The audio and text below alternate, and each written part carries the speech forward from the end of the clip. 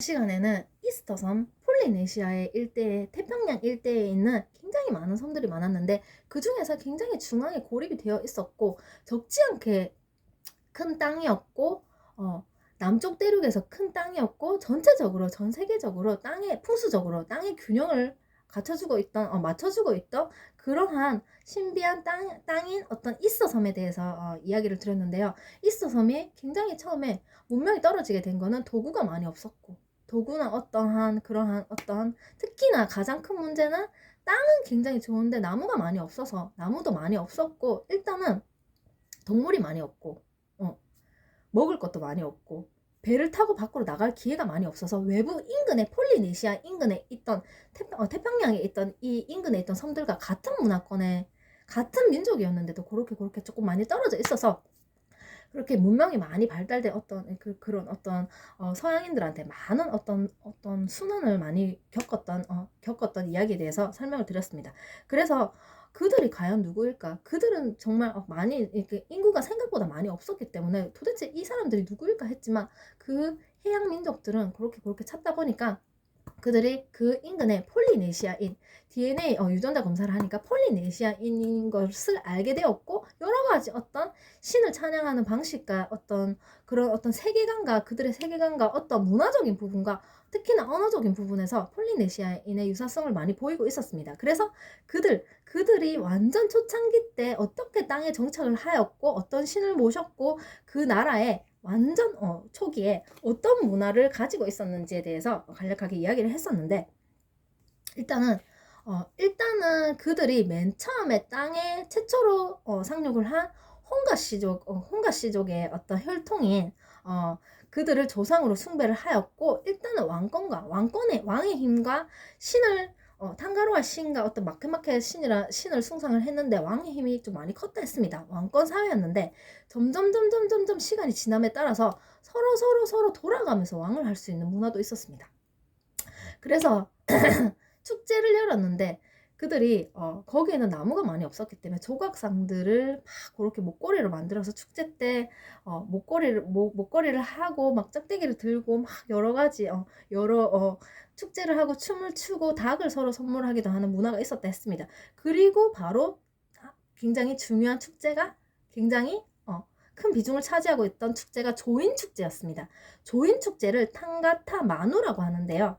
남쪽에 이제 봄이 찾아오면 봄이 시작되는 봄에 때를 잡아서 오롱고라는 섬에서 이 축제가 열렸는데 이 섬 인근에 모투누이랑 모투이티랑 모투카오라는 세 섬이 있었는데 이 세 섬에서 가장 중앙에 가까운 섬인 오롱고에서 섬 사람들이 모여서 행사를 이제 열었습니다. 섬 사람들이랑 이렇게 끝에는 중간중간에는 조금 교류가 있었던 것 같아요. 이 행사를 오롱고라는 곳에서 행사를 했는데 어떤 행사였냐면 누가 먼저 모투노이 섬으로 가서 첫 번째로 가장 1번으로 검은 제비 갈매기 알입니다. 검은 제비 갈매기 알을 누가 가져오냐?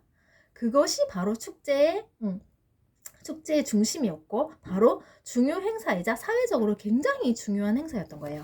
알을 가장 누가 먼저 빠르게 찾아오는 겁니다. 그래서 그 사람을 조인이라고 불렀습니다. 조인은 바로 조자는 새입니다. 조인이고 마타토아는 바로 전쟁 지휘관인데 전쟁 지휘관들의 소망이었습니다. 나 조인이 되고 싶어. 조인은 바로 왕이었습니다. 우리도 드디어 이제 우리도 왕이 되고 싶다. 돌아가면서 왕을 하는 거죠. 나 너무 왕이 되고 싶다. 이렇게 조인이 될 수 있는 기회였습니다. 그 행사에서 1등을 하게 되는 경우죠. 그래서 8월의 어느 날 여름이죠. 남자들이 더운 날 모투누이 섬을 향해서 이 이스터 섬에서 이스터 섬 사람들이 또 행사한 거고 다른 섬들과 이렇게 합쳐서 여러 세 섬에서 행사를 했을 때 가장 중앙에 있는 오롱고라는 섬에서 모투누이를 향해서 수영을 하는데 정말 아무것도 없이 그냥 수영을 하는 거예요. 아무것도 없이 수영을 하고 상어가 득실득실거리고 굉장히 막 목숨을 걸고 하는 거예요. 이때 남자의 육체적인 힘과 어떤 용기를 테스트하고 가장 힘이 강하고 용기 있는 자가 바로 조인이 된다는 것입니다. 그래서 정말로 어떻게 될지 모르고 또 못 돌아올 수도 있기 때문에 장기 체류를 할 식량을 가방을 보따리를 싸서 수영을 가고 그리고 구명조끼도 가지고 가고 그리고 중간중간 쉬다가 동굴에 자리 잡기도 했습니다.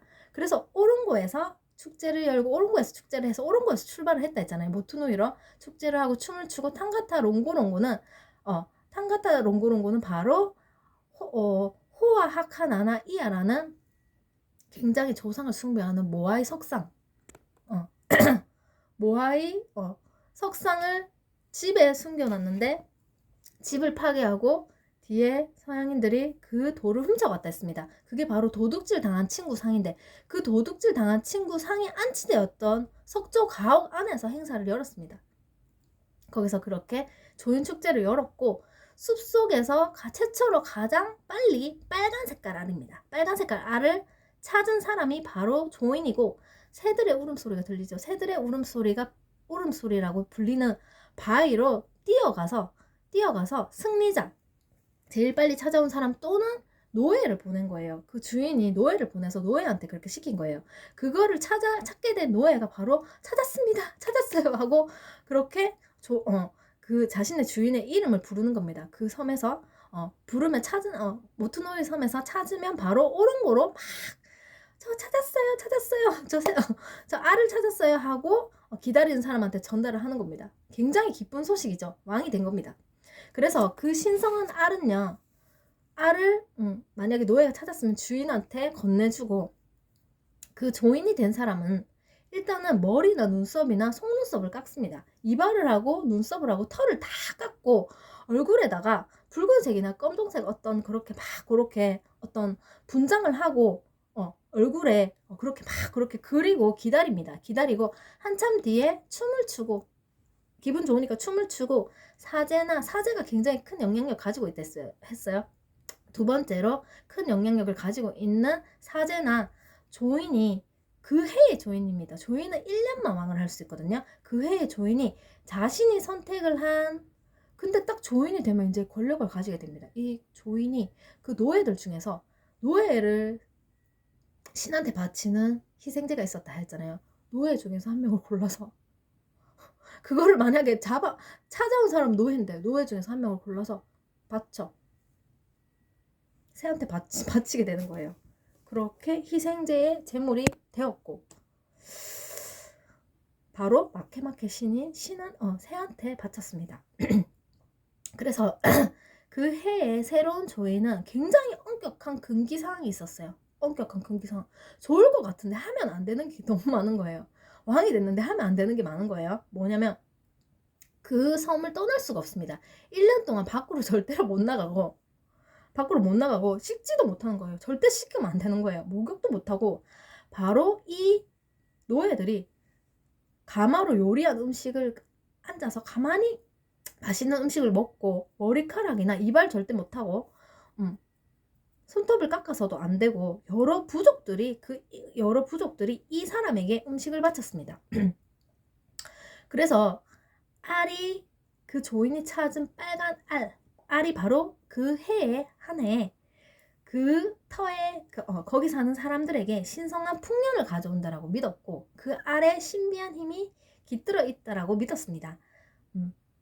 그래서 일단은 그 알의 내용물을 제거를 하고 안에 걸 제거를 하고 타파라는 것을 채워서 굉장히 명예를 가지고 영예를 지닌 조인 집 앞에 걸어갔고 이분이 이 알을 찾아온 바로 조인이 새잖아요. 새 사람이다. 이 사람이 찾아온 거야 라고 해서 집 앞에 걸고 이 사람을 조인이라 부르고 바로 이 사람은 왕입니다. 왕의 위치를 왕의 어떤 그러한 힘을 가지게 되었고 임기는 1년이었습니다. 짧은 1년이었고 이 1년 동안 정치적으로나 경제적으로 상당한 이득을 취했고 1년이 지나면 알의 힘이 소요가 되는 거예요. 그래서 알을 바다에 던져서 버렸고 바위 뒤에 숨겼습니다. 바위가 많았잖아요. 바위 뒤에 숨겼고 이 조인이 죽게 되면 이 조인 사망과 동시에 이 알을 같이 암장을 시켰습니다.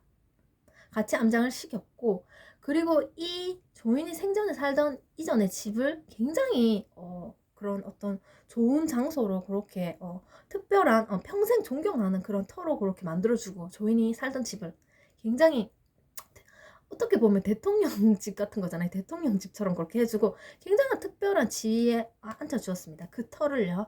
그래서 아우는 아우는 바로 기념비를 위한 구조물을 아우라고 했는데 신을 숭상하고 조상을 숭상했잖아요. 맨 처음에 상륙한 송가 씨족의 조상을 맨 처음 조상을 선조로 모셨는데 신과 선조를 위해서 외부에 그렇게 틀을 갖춘 야외 성소가 바로 장례식장이죠.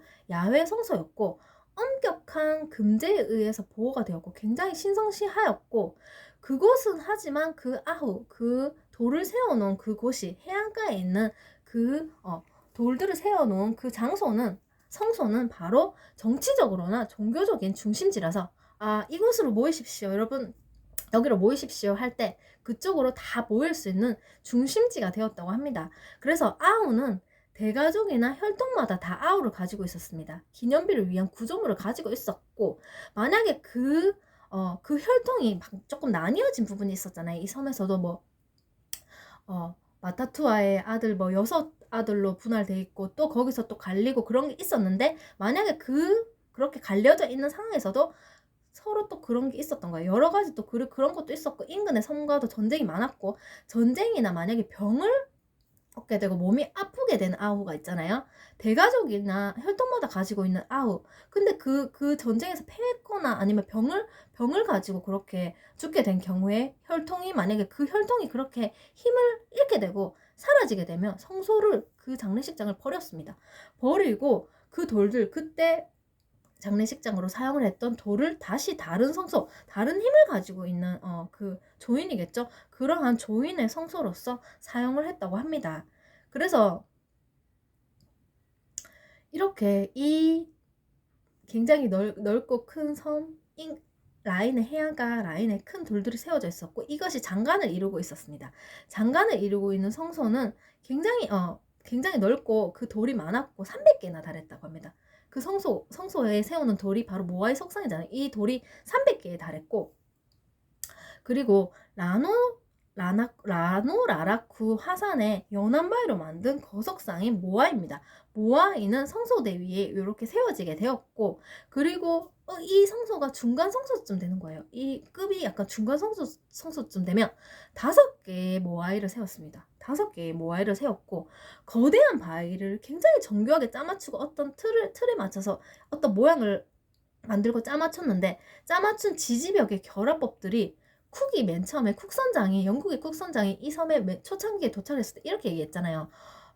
섬이 진짜 예쁘긴 예쁜데 너무 나무도 없고 물도 없고 살기가 너무 힘들다. 이 섬에 가지 마라고 했던 쿡선장이 유일하게 이 말을 했다고 합니다. 이 돌 근데 모아이 석상 굉장히 멋지다. 굉장히 멋지다. 이거 진짜 예술 작품이다라고 얘기를 했다고 합니다. 그래서 영국 최초의 석공에 비해서 일단은 이 모아이 석상 자체가 시멘트를 사용을 안 한 거예요. 신기한 게 시멘트를 사용을 안 했는데도 그렇게 정교하게 이음새 부분이 깔끔하게 처리가 됐었고 이음매가 완벽했고 그냥 하나의 예술 작품이다라고 했습니다. 그리고 토르라는 화장터가 있었는데 이 화장터 이름이 또 이제 있었는데 화장터가 토르였는데 그렇게 지금 앞에 얘기한 아우는 조상을 숭배하고 신을 숭배하기 위해서 그렇게 돌을 세워놓은 것을 아우라고 하는 거고 따로 화장터 말하는 겁니다. 화장터는 토르였습니다. 화장터에는 뼈조각들과 시체의 뼈조각들이 많았고 막 그렇게 널브러져 있는 경우도 있었고 그리고 모아이 근방에서 화장을 했다 했습니다. 이 모아이 근방에서 화장을 했고 화장터에서 토르에서 화장을 했고 그리고 아후 모아이는 바로 성소의 가운데 굉장히 인상적이고 정교한 거석 건축의 역작이었고 아후 모아이가 굉장히 예술 작품이었고 큰 돌 굉장히 역작이었고 아후 모양의 바로 피라미드 축소판도 있었다고 합니다. 피라미드로 된 축소판도 있었고 낮은 피라미드로 그렇게 형성된 그렇게 무덤을 그렇게 만들어 주었고 왜 이집트 사회에서 굉장히 500년 동안 그렇게 이집트가 막 그렇게 피라미드 때문에 피라미드 시대가 있었잖아요. 근데 뒤로 가면서 신왕국 시대로 오게 되면서 그렇게 거의 다 지하의 계곡에 암장을 하고 근데 개인적으로 부유한 사람들이 개인의 무덤을 낮은 피라미드로 만들어서 무덤이 많이 발견됐다 했잖아요. 개인적으로 부유한 사람들이 그렇게 만들었고 이 이집트 문화를 태평양에서 많이 영향을 받아가지고 그렇게 신한테 눈을 바치던 문화, 희생제라는 문화를 거의 다 모방한 거고, 여기서 지금 보여지는 게 아우 모양의 피라미드 축소판 낮은 피라미드들도 발견이 되었습니다. 영향력을 받은 거죠. 그래서 장례용 방이 있고 낮은 피라미드에 장례용 방이 있고 석관을 준비했고 똑같았어요. 조금 작은 모양이었고 돌무더기 속에 불규칙한 구멍들이 있었는데, 그리고 그렇게 피라미드로 그렇게 낮은 피라미드로 그렇게 무덤을 만든 경우도 있고, 그냥 그 옆에 돌무더기 속에 그냥 불규칙한 구멍들이 자세히 보니까 구멍이 있었는데 그 구멍 속에 그냥 시신이 그냥 그렇게 놓여져 있는 경우도 많았다고 합니다. 돌들은 그냥 하나의 경계였던 거예요. 그리고 그 모아이 중에서 60m나 되는 굉장히 큰 아후 포에포에가 있었는데, 모양은 배 모양의 60m에 달하는 큰 거석, 굉장히 큰 돌이 있었던 거예요.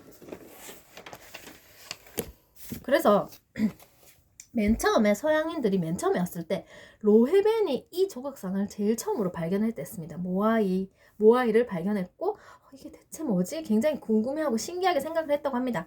그래서 일단은 그들은 작은 섬이라고 얘기하지만 이 남쪽 대륙에 있는 이 남쪽의 땅, 미지의 대륙이, 이 섬이, 태평양 인근의 이 섬이 적지 않게 큰 땅이었고, 이 작은 섬에 근데 결국은 그렇게 문명적으로 많이 이렇게 발전을 하지 못하게 됨에 따라서 그렇게 문명이 발달된 그런 어떤 그 나라 사람들한테 많이 그렇게 고난과 어떤 순환을 겪고, 결국은 끝에 인종들이 다 거의 죽게 되고, 인종들이 만약에 있었다고 하여도 그렇게 이렇게 넘어갔고, 식민지화돼서 넘어가 버렸고, 결국 그 땅덩어리에 버려진 성소 언저리, 이제 성소는 그런 어떤 가치나 어떤 힘을 잃어버리게 된 거죠. 성소가 굉장히 신성한 장소라 했습니다. 신을 숭상하는 것이고 조상을 숭상하는 그러한 성소가 버려졌고, 그 버려진 성소 언저리에 수백 개의 석상, 그 모아의 석상이 한 개가 아니고 300개가 있었습니다. 300개의 석상이 있었고, 숨은 거, 근데 그 신기한 그 섬은요, 신기하게 원래 땅 자체가 나무가 많이 안 나는 그런 땅이었고, 일단 유일하게 많은 게 돌이 굉장히 많은 섬이라 했습니다.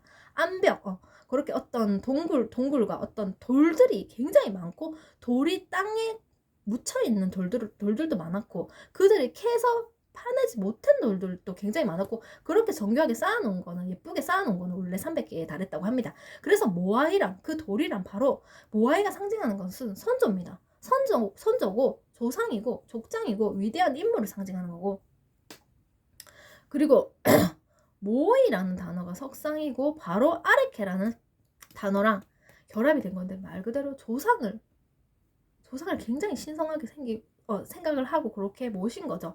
그래서 그곳은 그렇게 웅장하고 신비하고, 일단 사람들이 많이 없고 많이 접근이 없는데 돌이 그렇게 굉장히 많으니까 굉장히 예쁘고 아름답기도 하지만 한편으로는 신비하고 조금 무서운 분위기도 있었을 것 같아요. 그래서 이 돌은요, 이 아모이는 아모이가 아니고 모하이는 보통 5m에 달했고, 보통 3m에서 5m에 달하는 크기였고, 꽤 높았고, 아후 테피토라 쿠라에 있는 모아이는 10m나 되는 건데 굉장히 큰 모아이가 있었던 거예요. 90톤에 달했습니다. 90톤에 달하는 모아이가 있었고, 그리고 점점 더 큰 것도 발견이 됐는데 단순화되었고 표준화되었고, 맨 처음에 이게 발견된 거는 굉장히 오랜 옛날에 8세기경에 발견이 되었고, 맨 처음에 형태는 모양이 조금 이상할 수가 있었고, 잘 까다듬어지지 않은 경우에, 그리고 그 돌의 재료는 현무암과 어떤 용암의 어떤 그렇게 결합체로 그렇게 돼 있었고, 그 맨 처음에 발견됐을 때는 그랬고, 중간 사람들이 많이 조각하고 까다듬은 형태인 거죠. 그래서 거석상을 맨 처음에 채석장에서 그렇게 돌을 파서 그렇게 까다듬어서 채석장에서 그렇게 해안가로 옮겼습니다. 그렇게 큰 돌을 해안가로 어떻게 옮겼을까요?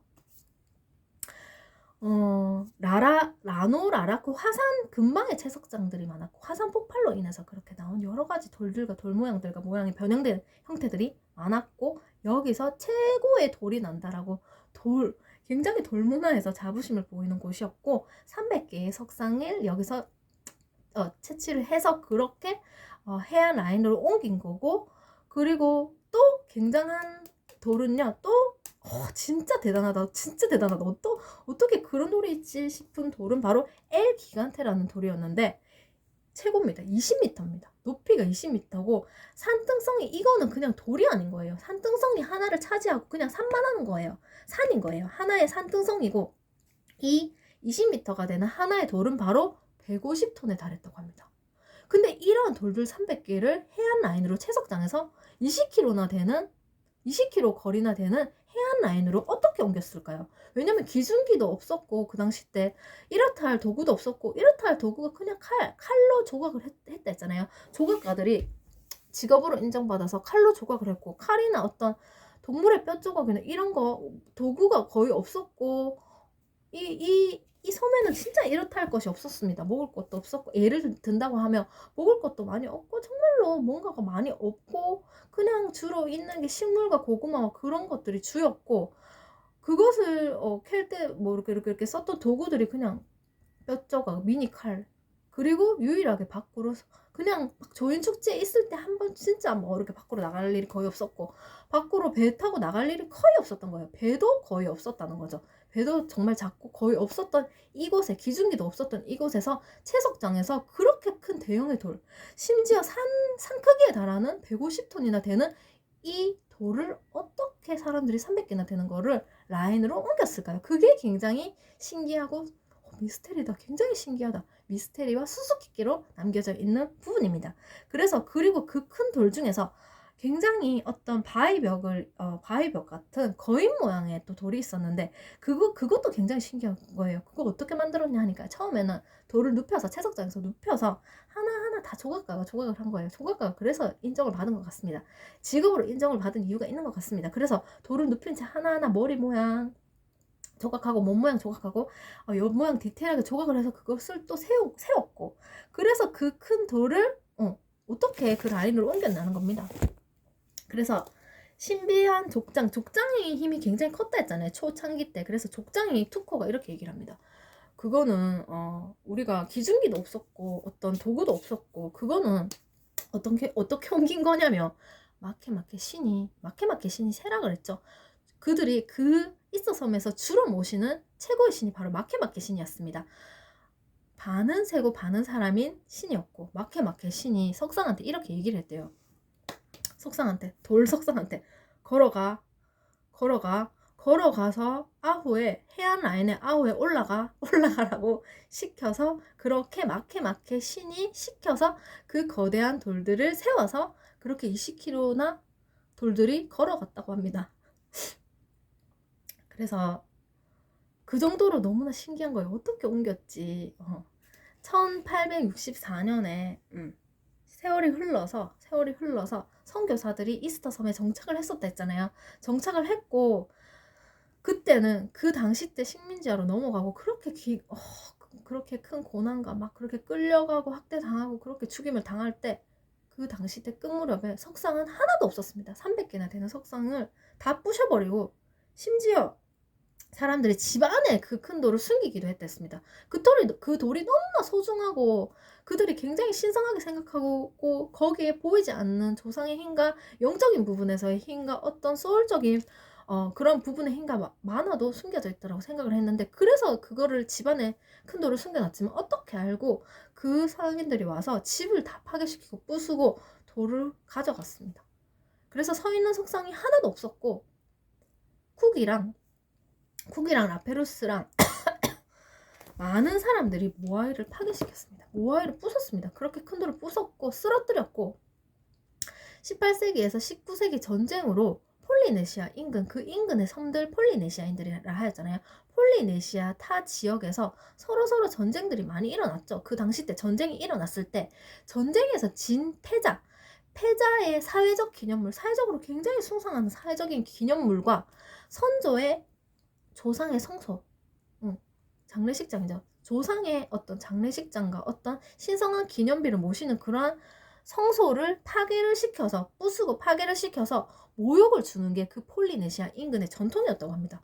그 전쟁에서 졌다라는 것을 상징하는 거였습니다. 그래서 서양인들이 그걸 다 부수고 가져갔습니다.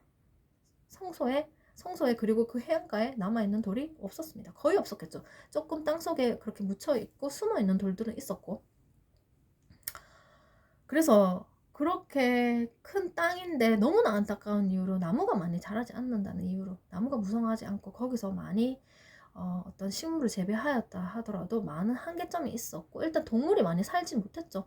식물이 나무가 많이 없기 때문에 동물도 많이 살지 못했고, 일단 도구도 없고 무기도 없고 밖으로 나갈 기회도 없었고, 그 문화상에서 그 문화적으로 밖으로 나갈 수 있는 상황이 너무나 안 됐기 때문에 외부에서 뭔가를 이렇게 배워서 배우고 뭔가를 갖고 오고 그렇게 교류나 어떤 그런 부분에서 너무나 문명이 떨어졌기 때문에 그렇게 많은 그렇게 어떤 어려움을 겪었고, 그래도 이제 많은 세월이 흐르고 나서도 이제 그렇게 식민지화 되어서 그 땅이 넘어가고 난 다음에도 사람들은 그 땅을 굉장히 신비하게 생각하고 굉장히 예쁜 섬이었고 신비하게 생각을 했고, 계속 그 원래에 살던 원주민들은 대체 어떤 사람이었을까, 그 사람들이 어떤 혈통이었는지를 궁금해하고, 어떤 신을 숭상했었지, 어떤 신을 숭상하고 그들이 어떤 생각을 갖고 있고 어떤 문화를 갖고 있는지에 대해서 너무나 많이 궁금해하였습니다. 그 이유가 뭘까요? 그냥 그렇게 끝에 그렇게 힘이 없어서 넘어갔는데 그렇게 사람들이 많이 궁금해했던 이유는 바로 뭐냐면, 완전 초기에 그 서양의 해양 민족들도요, 많이 돌아다니면서 개척을 했댔잖아요. 그 민족들이 맨 처음에 어떤 옷감 같은 거를 여기서 가져온 거예요. 이들이 이 섬에서, 이스터 섬에 있는 사람들이 거의 나체족이었지만 여자들이 옷감으로 천을 만들고 뭐 망토에 막 염색을 하고 막 도마뱀한테 배워가지고 염색하는 법을 배우고 옷감을 만들었다 했습니다. 그래서 이 서양인들이 이스터 섬에서 음식과 옷을 만드는데 필요한 식물을 가져갔습니다. 그 고구마도 다 가져간 거예요. 고구마하고 어떤 그런 거 바나나랑 타로랑 약물 여기서 가져온 겁니다. 맨 처음에 초창기에 가져왔고, 식물과 옷감과 어떤 식물을 가져갔고, 사실은 나무도 별로 없었는데 나무도 가져갔습니다. 나무도 가져가고 그러한 거, 어떤 음식 같은 거, 식물들을 다 가지고 갔습니다.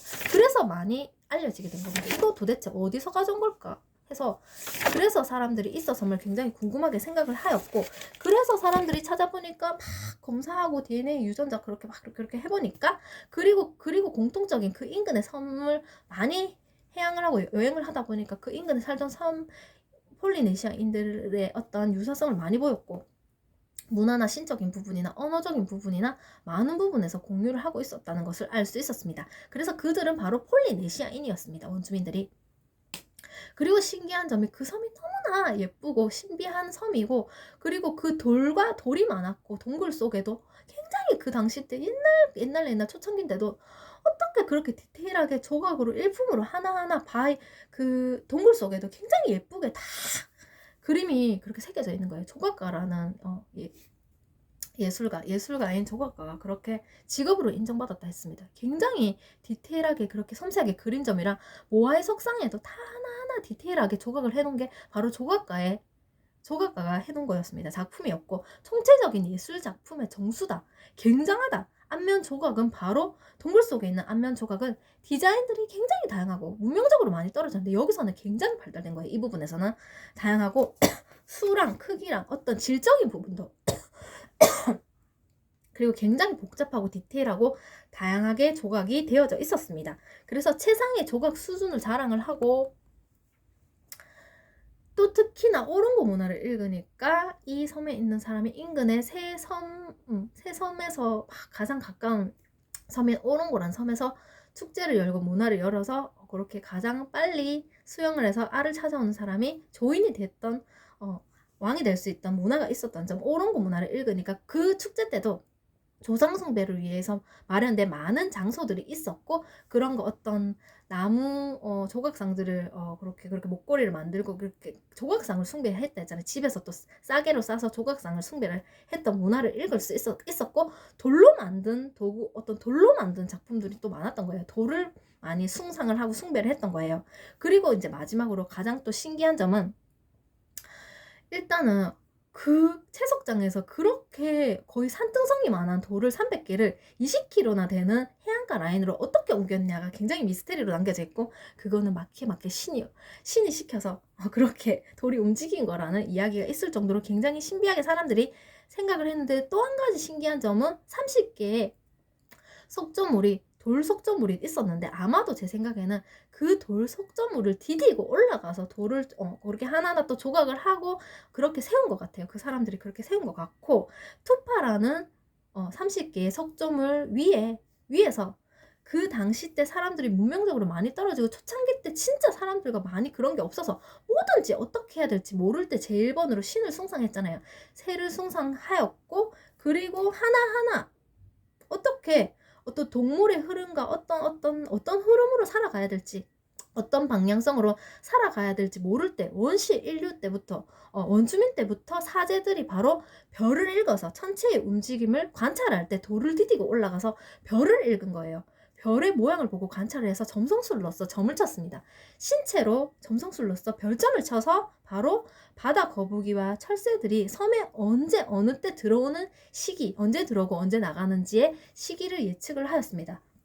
동물의 움직임과 동물의 흐름과 그들이 살아갈 방향성을 그 당시 때 너무나 어떤 도구나 어떤 문명적인 부분에서 많이 떨어졌는데, 신체점으로 돌에 올라가서 몸으로 별을 보고 점을 쳐서 동물이 언제 들어올지 점을 쳤던 겁니다. 그들의 문화였습니다. 점성술이 완전 초기 때부터 이렇게 점성술로서 점을 쳤었고, 또 마지막으로 신기한 점은 그 큰 모아이 석상에 눈이 하나하나 다 새겨져 있었습니다. 눈 모양이 새겨져 있었는데 그 눈 모양은 바로 뭘로 만들었냐면 상어 척추로 만들었습니다. 상어 척추로 하나하나 눈 모양을 다 그렇게 조각으로 새겨놨었고, 그리고 너무 신기한 게 300개의 모아이가 맨 처음에 그렇게 해안 라인에 다 그렇게 어떤 일품을 이루면서 그렇게 세워져 있었는데, 어떤 짜임새로 세워져 있었냐면 그 눈 모양이 별의 방향성, 별을 응시하는 방향성을 맞춰서 다 그렇게 하나하나 조각을 하고 모양을 그렇게 틀어서